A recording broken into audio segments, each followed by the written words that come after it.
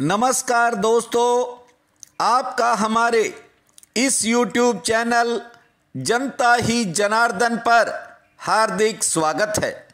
दोस्तों, चुनाव लोकसभा का हो या फिर विधानसभा का हो, आपने बहुत बार सुना होगा कि फलां उम्मीदवार की जमानत जब्त हो गई। जमानत जब्त होने को बहुत ही शर्मसार स्थिति माना जाता है। कैसे होती है किसी उम्मीदवार की जमानत जब्त, इस वीडियो में हम इस बात पर चर्चा करेंगे। वीडियो पसंद आए तो आप हमारे इस चैनल को सब्सक्राइब करें, वीडियो को शेयर व लाइक भी करें। जैसा कि आप सब जानते हैं कि इन दिनों चुनावी महोत्सव चल रहा है।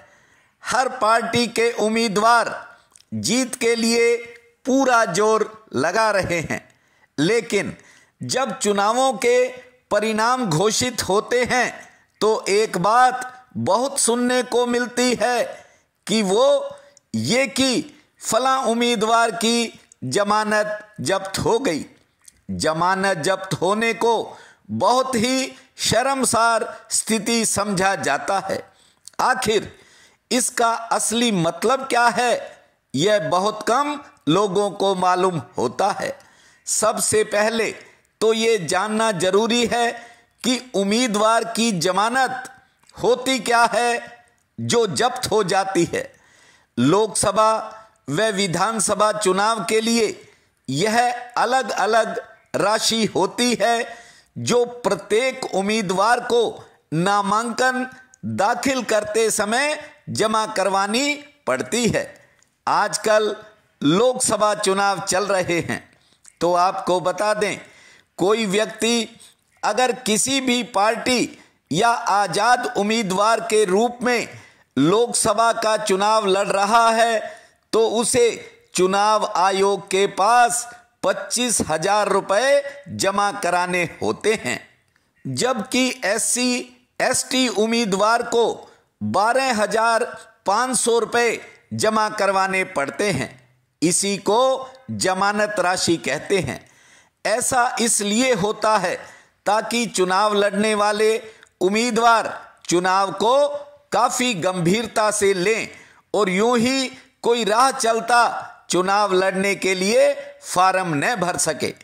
चुनाव आयोग के नियमों के अनुसार अगर चुनाव में किसी उम्मीदवार को कुल पोलिंग वोटों का छठा हिस्सा हासिल नहीं होता तो उस उम्मीदवार की जमानत जब्त हो जाती है। कहने का अर्थ ये है कि मान लो किसी चुनाव में कुल 90,000 वोट पोल हुई तो जमानत बचाने के लिए 15,000 वोटें होना जरूरी है। यदि छठे हिस्से की वोटें हासिल नहीं कर पाता उम्मीदवार तो उसकी जमानत राशि जब्त हो जाती है।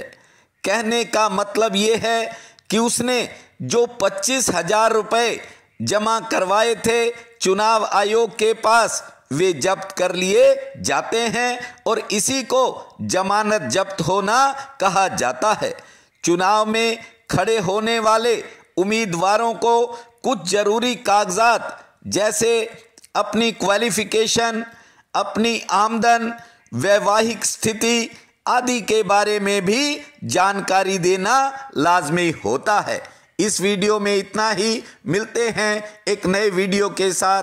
तब तक के लिए आपका बहुत बहुत धन्यवाद।